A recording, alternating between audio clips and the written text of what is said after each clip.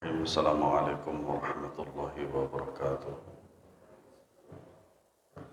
Innal hamdalillah nahmaduhu wa nasta'inuhu wa nastaghfiruh wa na'udzu billahi min shururi anfusina wa sayyiati a'malina. Man yahdihillahu fala mudilla lahu wa man yudlil fala hadiya lahu. Asyhadu an la ilaha illallah wahdahu la syarika lahu وأشهد أن محمدا عبده ورسوله يا أيها الذين آمنوا اتقوا الله حق تقاته ولا تموتن إلا وأنتم مسلمون اللهم صل وسلم وبارك على نبينا محمد وعلى آله وأصحابه أجمعين Ma'asyiral muslimin a'azana Allah wa yakum.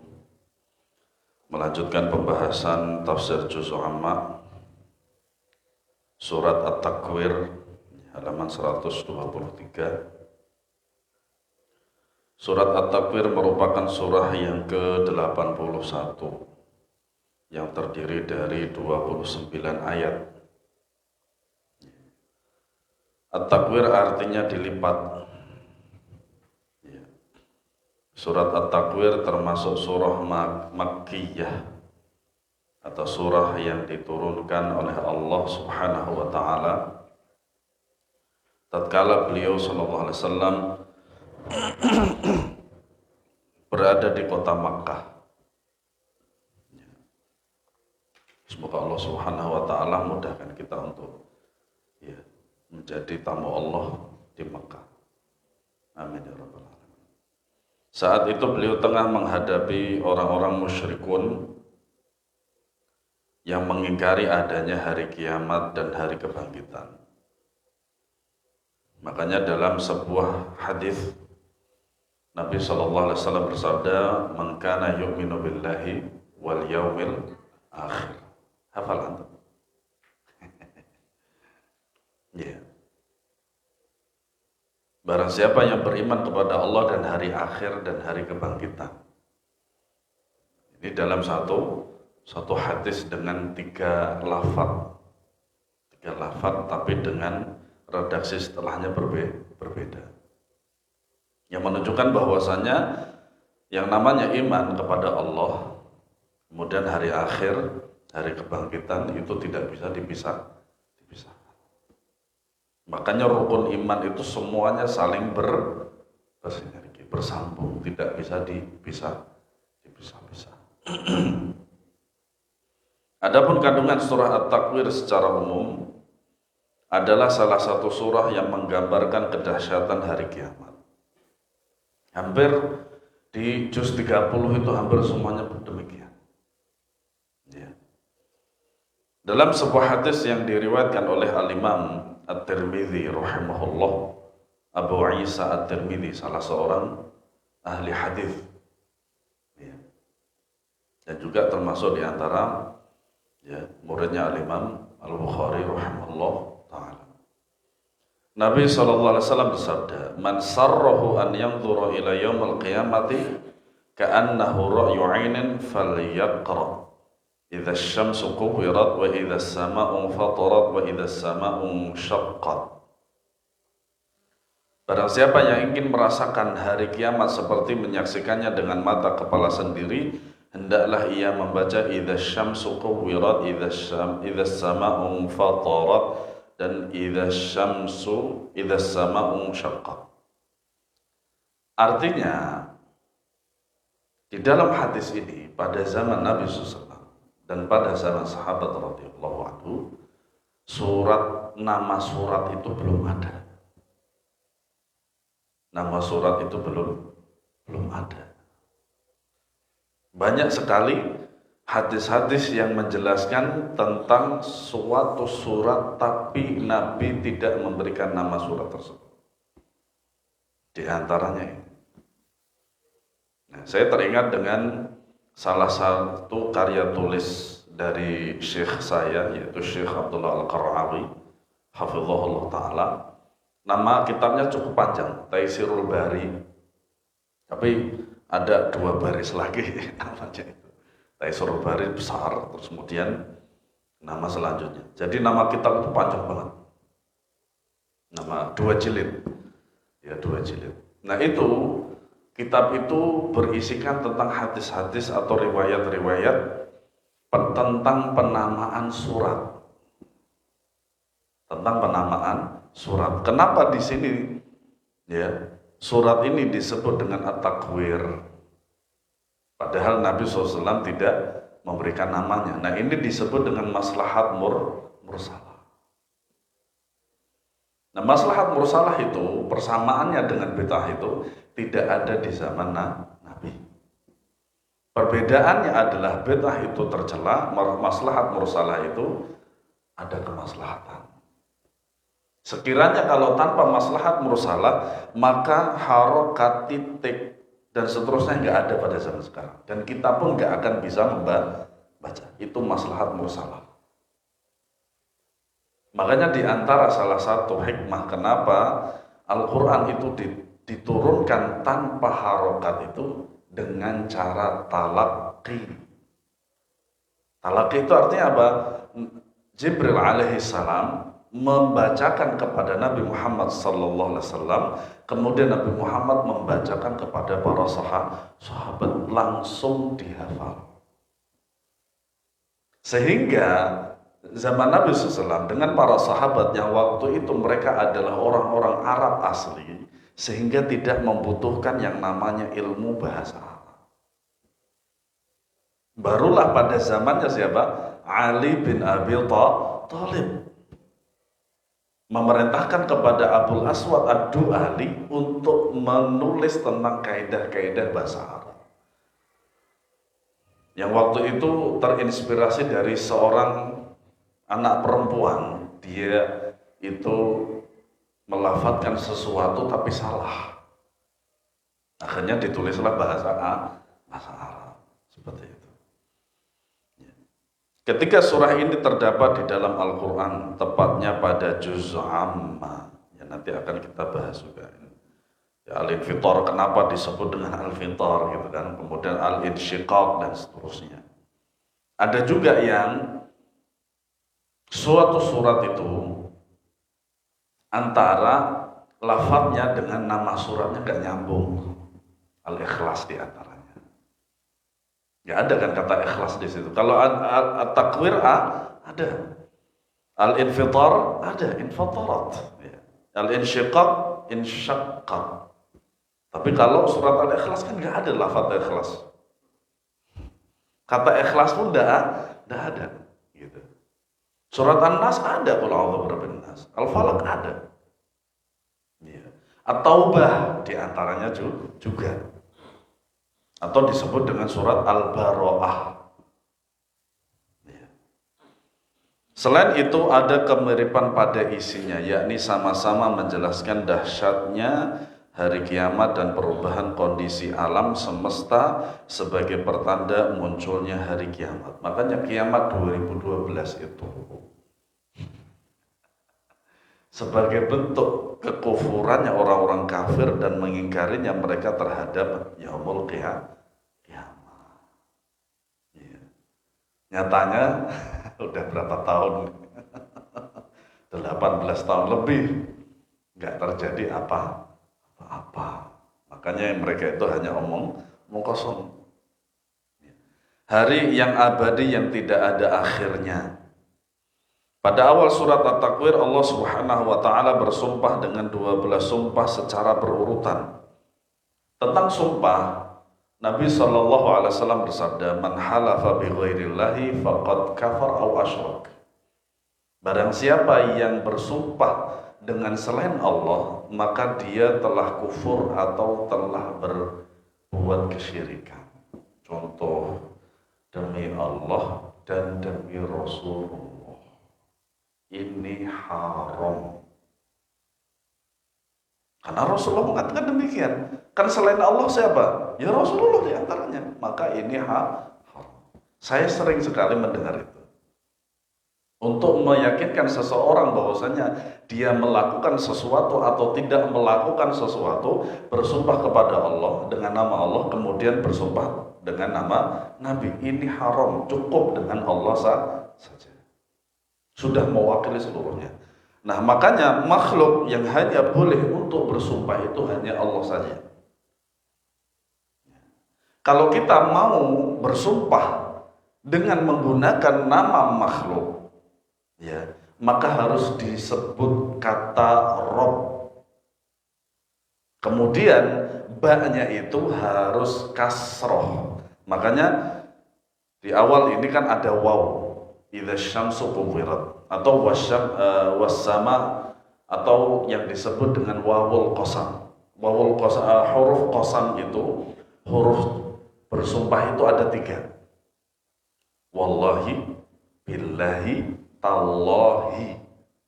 Yang diakhiri semuanya dengan kasroh. Kalau kita mau bersumpah dengan makhluk, maka harus ada kata Rob. Misalkan wal ka'bati, ini haram. Tapi kalau ditambah wa rabbil ka'bati, itu baru boleh. Begitu. Dia bersumpah dengan kejadian-kejadian di hari kiamat yang sangat dahsyat untuk menekankan dan menegaskan bahwa setiap orang akan mengetahui perbuatannya selama di dunia pada hari tersebut.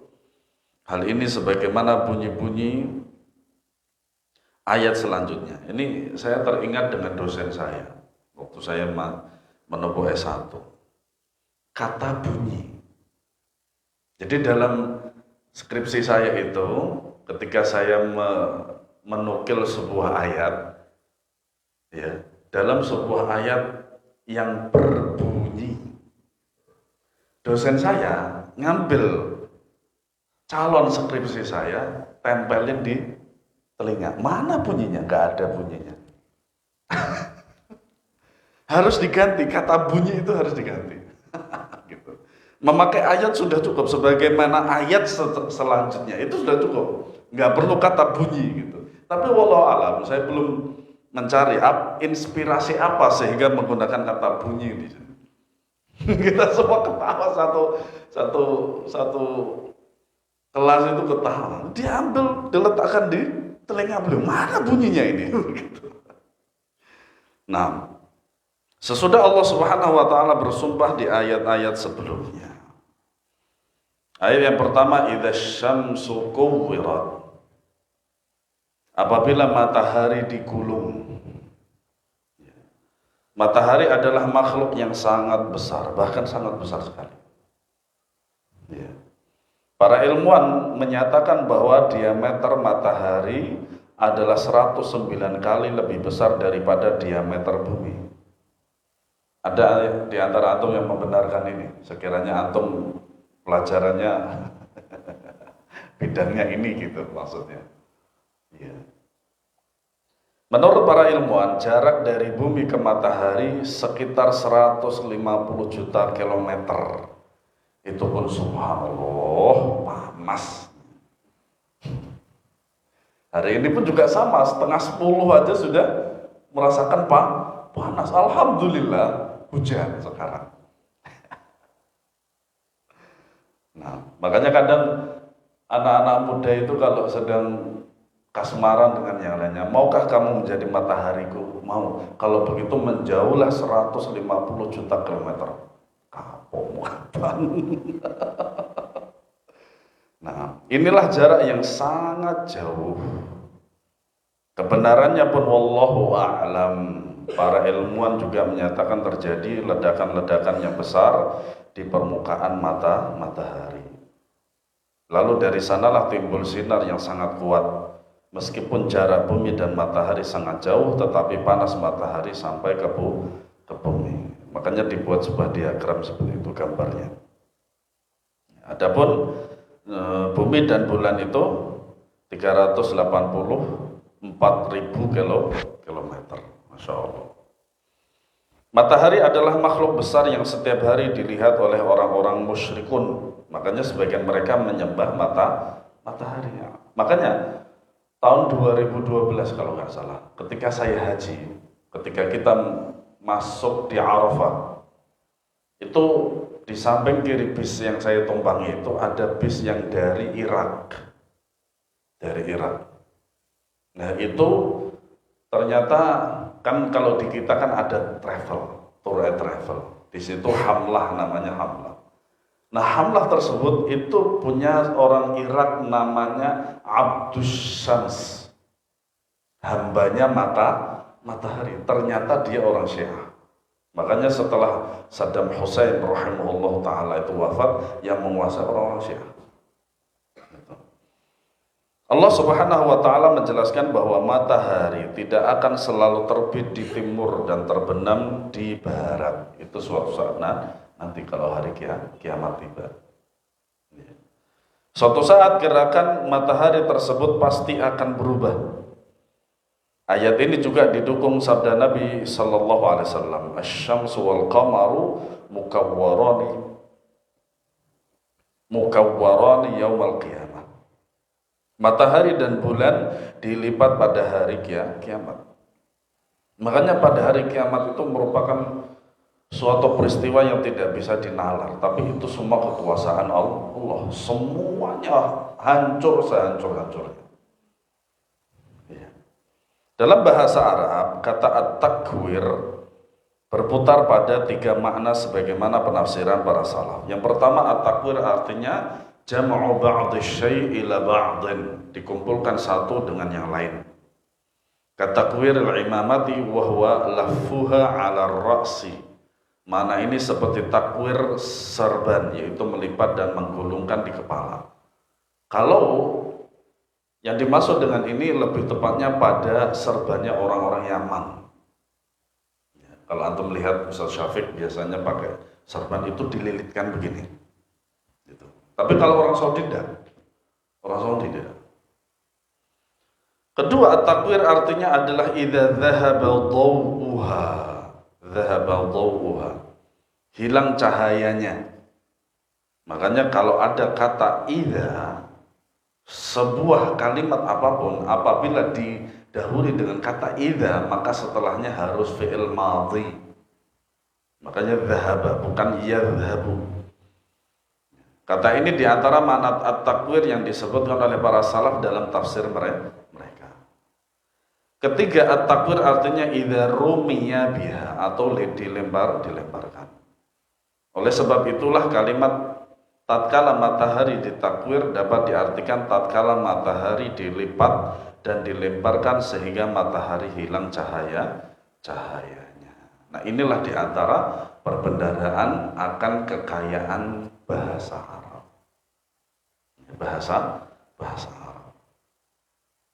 Pelajaran penting, para ulama telah menjelaskan bahwa ketika kita belajar ilmu tafsir, ucapan para salaf yang berbeda-beda dalam satu ayat bukanlah tafsir tawdad, ya, tafsir yang saling bertentangan, melainkan tafsir tanawwu', ya, tafsir yang beraneka ragam dan tidak saling bertentangan. Sehingga dari banyak tafsir itu kita bisa memilih mana yang mencocoki dengan ayat tersebut. Ya. Jikalau ada pertentangan, maka tentu saja hal itu bukan dari ahli tafsir. Ya. Dan ahli tafsir itu harus pintar bahasa Arab. Gak mungkin kan kalau gak pintar bahasa Arab, gak ngerti tafsir, gak mungkin. Hal ini berbeda dengan perselisihan dalam masalah fikih. Ya. Perselisihan dalam permasalahan pembahasan fikih lebih banyak bersifat kontradiktif atau bertentangan. Banyak sekali. Banyak. Entah itu antar mazhab atau dalam satu mazhab. Misalnya mazhab yang satu mengatakan kalau menyentuh wanita tidak membatalkan wudu. Ini dalam mazhab Syafi'i. Makanya kalau antum lihat sebagian suami istri itu kalau si istri atau si suami sudah wudu, mereka takut sekali untuk bersentuhan. Iya. Sedangkan mazhab lain mengatakan hal itu dapat membatalkan wudu. Nah, ini berbeda walaupun dalam satu mazhab. Dan ajibnya pernah saya dapati dalam diri ustadz saya sendiri ketika saya umroh tahun 2009.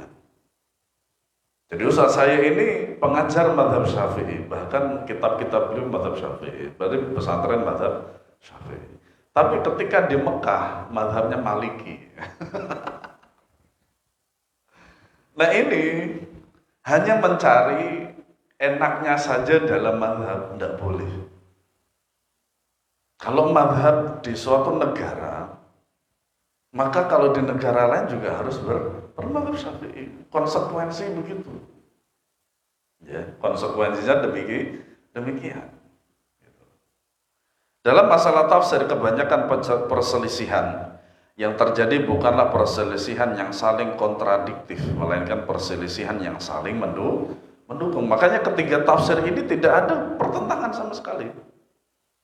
Ya. Boleh kita memahaminya dengan yang pertama, atau kedua, atau ketiga. Boleh. Ya. Seperti makna at-takwir ada tiga tafsiran dari salah. Pertama dilipat, yang kedua hilang cahayanya, yang ketiga dilemparkan.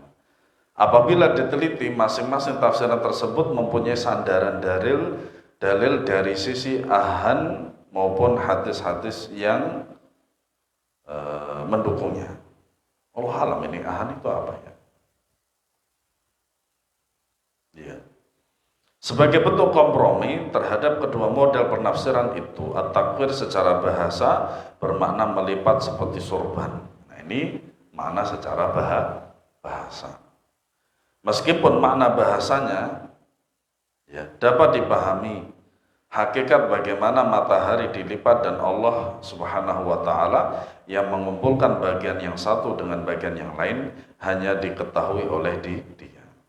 Setelah dilipat, cahaya matahari itu akan padam, kemudian matahari pun dilemparkan ke dalam neraka. Hal itu seperti yang dapat dalam sebuah hadis sahih. Rasulullah SAW bersabda, "Asy-syamsu wal qamaru thawrani mukawwarani finnari yaumal qiyamah."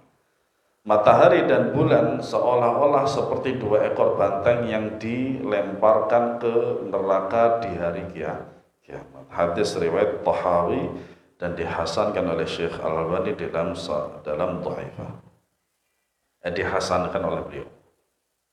Ya, itu penjelasan tentang apa? Dilipat. At-takwir tadi. Maknanya apa? Maknanya banyak, sampai 3 maknanya. Dilemparkannya matahari dan bulan ke dalam neraka merupakan salah satu bukti luasnya neraka Jahannam. Jauhnya aja berapa? 150 juta kilometer, gak tanggung-tanggung, sudah kilometer pakai juta lagi. Para ulama menjelaskan alasan dilemparkannya matahari dan bulan ke dalam neraka. Pertama, ya, matahari merupakan bahan bakar di akhirat. Makanya di neraka itu panas. Kedua, orang ya, untuk menghinakan orang-orang yang menyembah matahari dan bulan. Makanya kan ada sebagian orang-orang itu yang menyembah matahari dan bulan. Dan kalau kita tilik dari ceritanya Nabi Ibrahim alaihissalam kan demikian. Ya, beliau awalnya menyembah matahari, kok lenyap. Ya, kemudian beliau menyembah bulan, kok lenyap juga. Ya, akhirnya apa? Beliau menyembah bintang-bintang, kok lenyap juga gitu loh. Akhirnya apa? Beliau berkesimpulan bahwasanya beliau itu menyembah yang menciptakan mereka semua.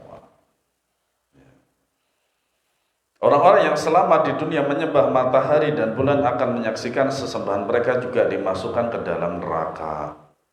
Hal itu tentu sangat menyedihkan karena sesembahan mereka ternyata ikut dan membakar mereka di neraka. Nah inilah pada dasarnya orang-orang yang menyeru kepada kesyirikan demikian. Di antaranya adalah ala ra'sihim adalah iblis. Iblis mengajak manusia untuk ke neraka. Ternyata sama-sama masuk neraka.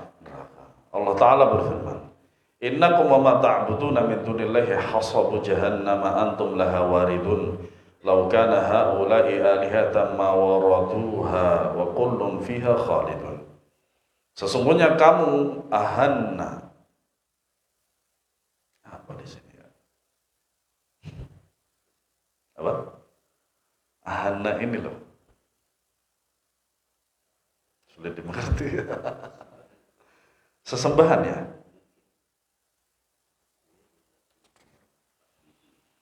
Tapi tadi kalau kita lihat di hadis tadi Pak, hadis mana tadi? Ahanna juga tadi. Iya, dari sisi ahan, wallahu a'lam. Wallahu a'lam. Ini kalau kata yang nggak begitu penting kita bisa memahaminya nggak masalah. Tapi kalau ini bahasan kosakatanya penting, ini membuat kita nggak tenang. Nah, wallahu a'lam deh pokoknya ya. Atau hanya, wallahu a'lam, sesungguhnya kamu yang kamu sembah selain Allah adalah umpan jahanam. Kamu pasti masuk ke dalamnya. Andai kata berhala-berhala itu Tuhan, tentulah mereka tidak masuk neraka dan semuanya akan kekal di dalamnya. Makanya makna la ilaha illallah, tidak ada Tuhan selain Allah, itu salah. Berarti Tuhan-Tuhan yang ada itu, yang disembah itu adalah Allah. Kan ini batil. Allah satu, qul huwallahu ahad.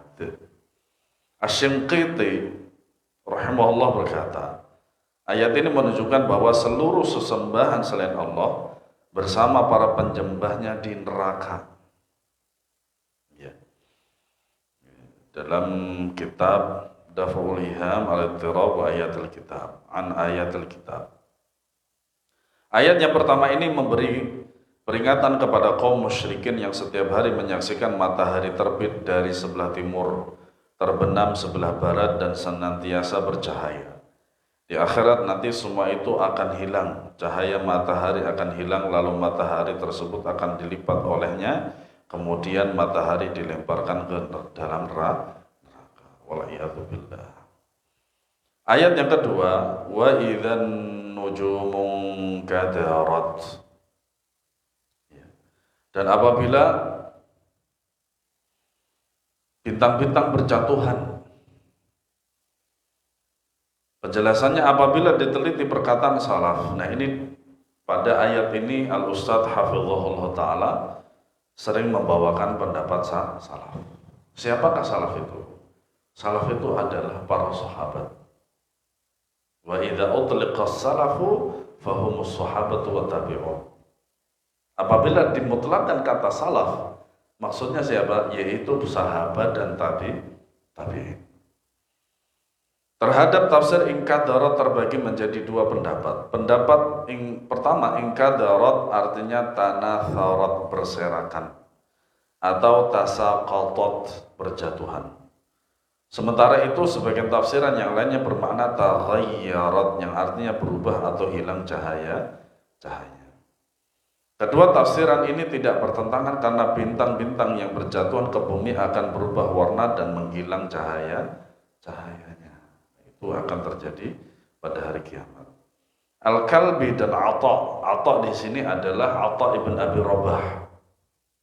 Beliau adalah salah satu ulama Makkah, ahli fikih Makkah yang 7, termasuk di antara sumber daripada fatwa. Padahal beliau adalah seorang budak. Atha bin Abi Rabah itu seorang budak, tapi Allah berikan dia ilmu. Allah berikan dia ilmu. Sehingga apa? Yarfa'illahu alladziina aamanu minkum walladziina utul ilma darajat. Sehingga Allah meninggikan derajat dia.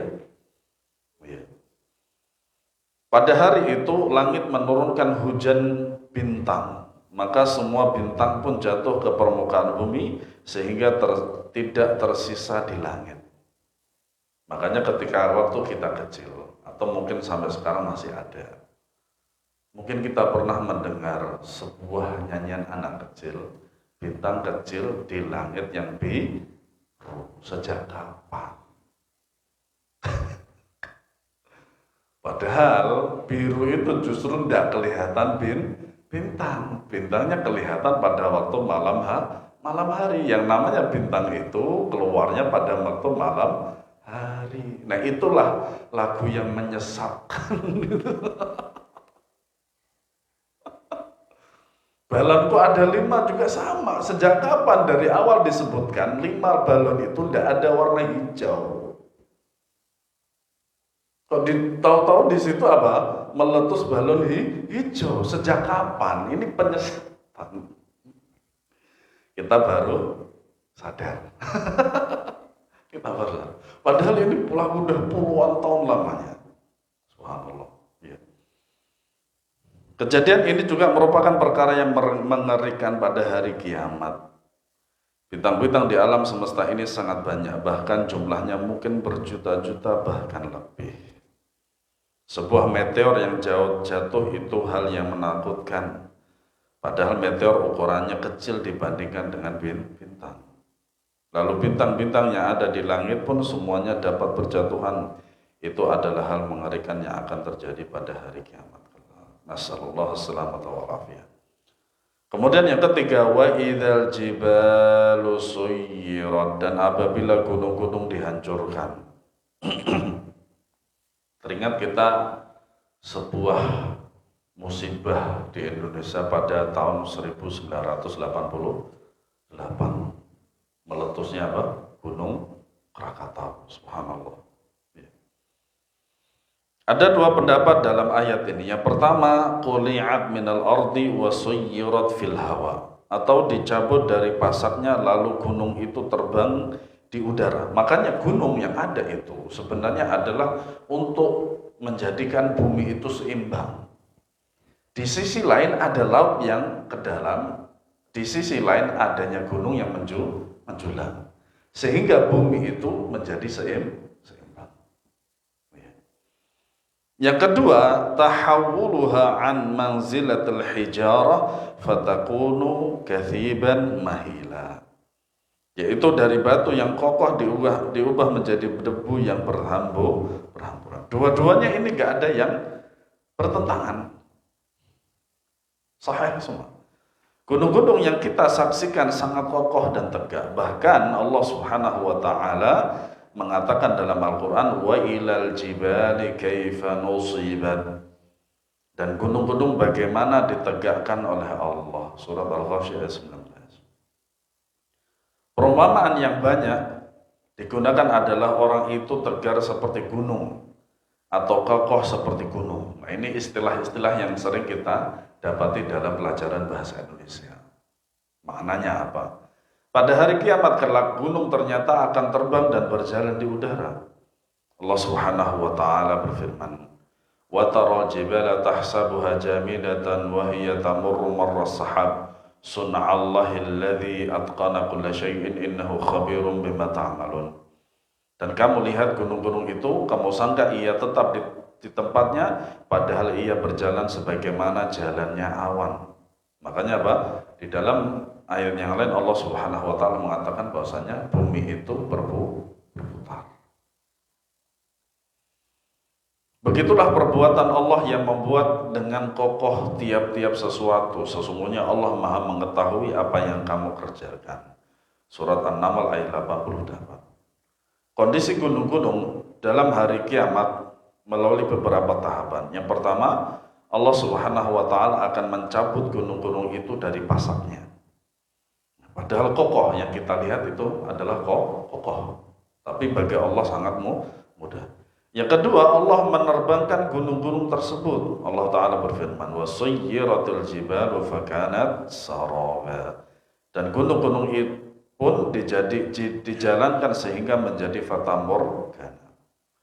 Yang ketiga, setelah gunung-gunung tersebut diterbangkan, Allah akan menghancurkan gunung-gunung itu seperti fata morgana.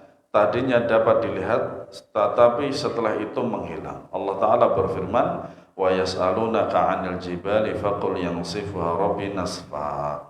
Dan mereka bertanya kepada Muhammad tentang gunung-gunung, maka katakanlah, Tuhanku akan menghancurkannya pada hari kiamat sehancur-hancurnya. Nah, ini yang akan terjadi nanti. Yang akan terjadi nanti.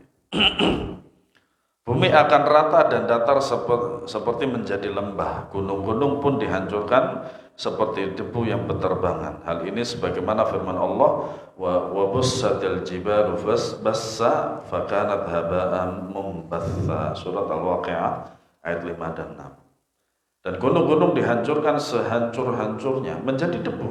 Sudah tidak berbentuk gunung lagi. Ya. maka jadilah ia seperti debu-debu yang berterbangan. Dalam ayat yang lain Allah Subhanahu wa taala berfirman, "Wa takunul jibalu kal'ihnil manfush." Dan gunung-gunung seperti bulu yang dihambur-hamburkan. Fenomena alam seperti ini pasti akan menimbulkan ketakutan dan kengerian pada hari kiamat kelak bagi manusia yang menyaksikannya. Saya pertama kali merasakan gempa bumi itu waktu saya di Palu, Sulawesi Tengah. Jadi hari Jumat waktu itu, kalau nggak salah hari Jumat, kalau nggak hari Sabtu, lupa saya. Jadi waktu itu kita ke kota. Jadi saya waktu itu berada di Dusun 2 Lombongan namanya, Dusun 2 Lombongan. Dan itu dari Lombongan ke Palu kota itu membutuhkan sekitar 3 jam naik mobil. Dan ketika itu kita melewati 11 titik tanah longsor. Itu kita berangkatnya pagi sekitar jam 7 atau jam 8, nyampe sana sekitar jam 11-an lah. Nah kemudian sampai di base camp itu, base camp seluruh organisasi yang sosial berada di situ. Nah kemudian ketika kita selesai, kan waktu itu kita pas makan siang ya, sudah kita pesan. Jadi waktu itu base camp itu plus juga yang jualan seperti ayam goreng dan seterusnya. Nah ketika kita istilah kita layah-layah tiduran dan sebagainya, tahu-tahu gempa. Langsung kita keluar semuanya dari base camp itu. Nah ibu-ibu yang jualan itu santainya minta ampun, santai. Kemudian beliau nyeletuk kepada kita, ini kayaknya susulan dari pagi subuh Pak. Kita udah panik, beliau santai gitu loh. Nah, ya untungnya waktu itu sebelumnya kemarin ya berarti hari Kamis atau hari Jumat itu saya dari base campnya di Dusun 2 itu kita renang di agak jauh mungkin sekitar 100 meter dari tempat situ. Nah, waktu itu juga ketika kita mau pulang itu hujan dan kemudian banjir. Alhamdulillahnya kita pulang sebelum itu. Kata teman yang sudah standby di sana itu, untung kita pulang, Ustaz. Kalau enggak, kayaknya kita enggak pulang ke Jakarta. Iya Pak, saya gitu kata. Jadi memang itu waktu itu memang masih berlanjut itu yang namanya gempa di situ. Nah, mereka akan melihat dilipatnya matahari, bintang-bintang berjatuhan dan gunung-gunung berjalan di awan yang dihancurkan oleh Allah Subhanahu wa ta'ala. Wa idzal 'isyaru 'uttilat, dan apabila unta-unta yang bunting ditinggalkan, tidak diperdulikan. Kata al-'isyar dalam ayat ini berbentuk jamak plural dari naqatu 'usyara, yaitu unta betina bunting atau hamil besar yang usia kehamilannya sudah 10 bulan ke atas dan akan melahirkan. Dan ini merupakan salah satu hartanya orang-orang Arab. Unta itu. Karena kan dia lebih mahal daripada sapi. Saat itulah unta tersebut dinamakan usyara. Usia kandungan unta biasanya 20 bulan dan bahkan bisa mencapai 13 bulan. Unta yang dikandungnya berusia 10 bulan lebih adalah harta yang berharga bagi orang-orang Arab pada zaman dahulu. Makanya unta itu sebenarnya alot. Ya, sifat dari dagingnya itu alot dan kemudian seratnya itu panjang. Sebenarnya kalau orang bisa memasaknya setengah jam itu empuk, sangat empuk. Nah biasanya kalau walimah itu para tamu itu biasanya dihidangkan itu dalam satu nampan, entah itu di atas meja atau lesehan seperti ini. Nah, jadi teringat waktu itu saya sama teman-teman itu diundang walimah oleh seorang Arab. Jadi kita nampan besar banget. Itu muat 6 orang.